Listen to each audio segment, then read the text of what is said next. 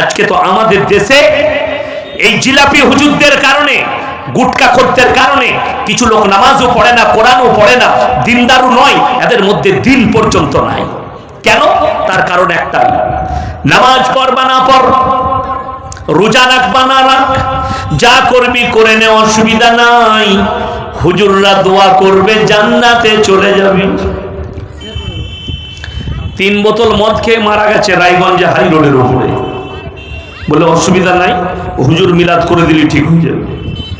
দাওয়াত দিয়েছে, অ্যাক্সিডেন্ট হয়ে মারা গেছে। আহা বেটা, মিলাদ হয়ে গেল, হুজুর দোয়া করছে রব্বানা আতিনা ফিদ দুনিয়া হাসানা ওয়া ফিল আখিরাতি হাসানা, আল্লাহ তুমি তাকে শহীদের মর্তবা দাও, জান্নাতুল ফিরদৌস দান করো। দোয়া হয়ে গেল। হুজুর জিজ্ঞেস করছে, বাবা কি করে মরলো তোমার বেটা? বলে বেটা খুব বদমাস ছিল, 3 বোতল মদ খেয়ে অ্যাক্সিডেন্ট করেছে। তোবা তোবা, হালা মাতাল কি করে শহীদের দরজা পাবে? কিন্তু আমাকে যদি বলেন আমার ছেলে মারা গেছে, নামাজি ছিল, মুসল্লি ছিল, আমি দোয়া করবো আল্লাহ মুমিনিন মুমিনাত মুসলিমিন মুসলিমাতকে জান্নাতি করো। আল্লাহ চাচা নামাজ পড়তো, যদি নামাজে ভুল ত্রুটিও থেকে ক্ষমা করে তাকে জান্নাত দাও, এই আবেদন আল্লাহকে করতে পারবো। কিন্তু তার জীবনে নামাজ নাই, রোজা নাই, দিনদারি নাই, তাকওয়া নাই, পরহেজগারি নাই, জীবনটা মদের ভাটিতে কাটিয়েছে, গাঁজার ভাটিতে কাটিয়েছে। যারা এসে বসেছেন গায়ে লাগবে কাঁটার মতো আমার কথাটা, কিন্তু রাতে গিয়ে অনুশোচনা করবেন, ভাববেন, আপনার চোখ দিয়ে পানি আসবে। যারা মনে করছেন আমার বেটা নামাজ পড়েনি, বাদ্দিন, আমার বেটা মদের ভাটিতে জীবন কাটিয়েছে, গাঁজার ভাটিতে জীবন কাটিয়েছে, কুফরিতে জীবন কাটিয়েছে, শিরকে জীবন কাটিয়েছে, বাদ্দিনীতে জীবন কাটিয়েছে, নাস্তিকতায় জীবন কাটিয়েছে, আমি মৌলবি শওকতের বেটা বলে যাচ্ছি, মৌলবি ইয়াসিন, তার লেগে দোয়া করা যাবে না। সে মরে যাওয়ার পরে তার লেগে দোয়া করা যাবে না। যদি বলেন দলিল দেন, আমার বাপের দলিল নয়। নবীজি সাল্লাল্লাহু আলাইহি সাল্লাম, বুখারী শরীফের riwayate আছে, নবীজির কাছে খবর হলো, ইয়া রাসূলুল্লাহ আপনার চাচা যান মরণাপন্ন অবস্থায় আছে। নবীজি চলে গেলেন কার কাছে? চাচা জানের কাছে, বিছানায় শুয়ে আছে। চাচা একবার কলমাটা পড়ে নিন, আমি আল্লাহর কাছে আপনার জন্য কেঁদে কেঁদে ক্ষমা চাইব। আল্লাহর নবী চাচা বললেন, আমি যদি বার্ধক্যে কলমা পড়ি লোকে বলবে মৃত্যু ভয়ে কলমা পড়েছে, তাই আমি কলমা পড়তে পারবো না, আমি কলমা পড়বো না। নবীজির চাচা যান দুনিয়া থেকে চলে গেলেন। আল্লাহ নবীজির উপরে আয়াত পাঠিয়েছেন, যখন নবীজির চাচা ইনকার করলেন আমি কলমা পড়বো না, কি পাঠালেন? ইন্নাকা লা তাহদি মান আহবাবতা ওয়ালাকিন্নাল্লাহা ইয়াহদি মান ইয়াশা। হে আমার বিশ্ব নবী, পৃথিবীর মানুষকে বলে দাও হিদায়াতের দপ্তরটা আমার আল্লাহর হাতে, তুমি যাকে ইচ্ছা করো তাকে তুমি হিদায়াত দিতে পারো না, আমার আল্লাহর ইচ্ছা নেই, তাই তোমার চাচা কলমা পড়তে পারবে না। নবীজির চোখ দিয়ে পানি এলো, চাচা যান দুনিয়া ছাড়লেন। এরপরে নবীজি আবার আল্লাহকে বললেন, ওগো আল্লাহ তুমি যতদিন নাই আমাকে নিষেধ করছো, আমি আমার চাচা জানের জন্য তোমার কাছে কেঁদে কেঁদে ক্ষমা চাইব। কোরআন। এরপরে আল্লাহ আবার আয়াত পাঠালেন নবীজির কাছে, যখন নবীজি চাচার জন্য কাঁদতে লাগলেন, আল্লাহ আমার চাচাকে ক্ষমা করে দাও, আল্লাহ আমার চাচাকে জান্নাতি করে দাও। আল্লাহ আয়াত পাঠালেন নবীজির কাছে, মা কানা লিন নবিয়্যি ওয়াল্লাযিনা আমানু আন ইস্তাগফিরু লিল মুশরিকিন ওয়ালাউ কানু উলি কুরবা।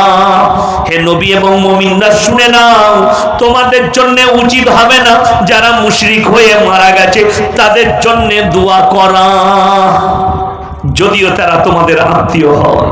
মা কানা লিন নবিয়্যি ওয়াল্লাযিনা আমানু, এখানে আল্লাহ শুধু নবীকে বলেননি, নবী এবং মুমিন দুজনের জন্য উচিত হবে না যারা মুশরিক হয়ে মারা গেছে তাদের জন্য দোয়া করা, যদিও তারা তোমার নিকটতম আত্মীয় হয়, বেটা হয়, ভাই হয়, বাপ হয়, চাচা হয়, বোন হয়, বিটি হয়, তুমি দোয়া করতে পাবে না। তারপরও মুশরিক হয়ে মরে যাওয়ার কারণে আপনি দোয়া করবেন কার জন্য? যে বেঁচে আছে শিরক করছে, কুফরি করছে, আল্লাহ তুমি তাকে হিদায়াত দাও, আল্লাহ তুমি তাকে হিদায়াতে প্রাপ্ত করো। আমি মোদিজির জন্য দোয়া করি, আল্লাহ তুমি মোদিজিকে হিদায়াত দাও, যদি তকদিরে হিদায়াত লেখা থাকে জোরে বলুন আমিন। দোয়া করতে পারি, কিন্তু মরে যাওয়ার পরে আল্লাহকে বলা যাবে না আল্লাহ তুমি জান্নাতে দাও। এটা একজন নবী গেলে একটু আগে চলো, যিনি 1 বছর 2 বছর নয়, 100 200 নয়, কোরআনে আছে 950 বছর দাওয়াত দিয়েছেন। তিনি হচ্ছেন হযরতে নূহ নবী। দাওয়াত দিয়েছেন, দাওয়াত দিচ্ছেন নিজের কওমকে। হে আমার বিবি, আমার সন্তান, আমার পরিবার বর্গ, তোমরা আল্লাহর প্রতি বিশ্বাস আনো। তারা বিশ্বাস আনেনি। তারা বললে আমাদের বাপ-দাদার ধর্ম থেকে আমরা পিছু হাঁটবো না। এখন আমাদের সমাজে অনেক লোক আছে, এই গুটকাখোররা বলে আমাদের বাপ-দাদুরা করে গেছে, আমরা আর ওই জায়গা থেকে লড়বো না, ওই জায়গা থেকে সরবো না। আপনার আমার কাছে জান কবজ করতে কে আসে? সকলে বলুন, কে? আল্লাহর হাবিব সাল্লাল্লাহু আলাইহি সাল্লামের জান কবজ কে করেছে? আজরাইল। কিন্তু বাংলাদেশের এক ভণ্ড গুটকাখোর মাল বলছে আমার জান কবজ করবে বড় পীর আব্দুল কাদের জিলানী রহমতুল্লাহ আলাইহি। নাউজুবিল্লাহ বলেন। একে কলমা পড়ে মুসলমান হতে হবে। আকীদা দেখলেন কত সুন্দর। আমাদের মুসলমানরা তো ওই জায়গায় শেষ হয়েছে, ওই জায়গাতে ফেরে পড়ে গেছে মুসলমানরা। আপনি চলুন। আমাকে একজন বলছে আপনি কবর পূজারি বলেন, কবরকে পুজো করা যায় না, কবর জিয়ারত করা যায়। মানে বুকার জিয়ারত আলাদা আর পুজো আলাদা।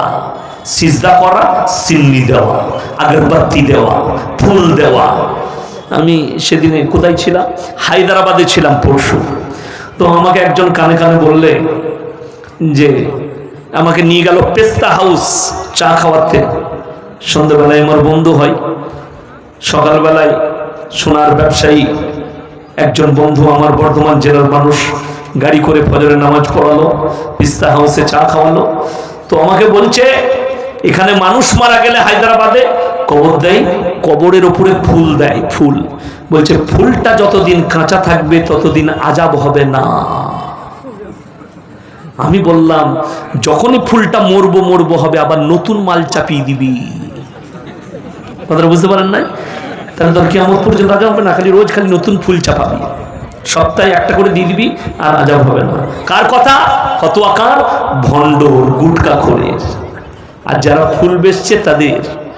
কবরের উপরে চাদর চড়ানো জায়েজ হলে আল্লাহর কসম করে বলে যাচ্ছি নবীজি কবরটা আসমান পর্যন্ত হিরে মতি মুক্ত চাদরে ঢেকে যেত।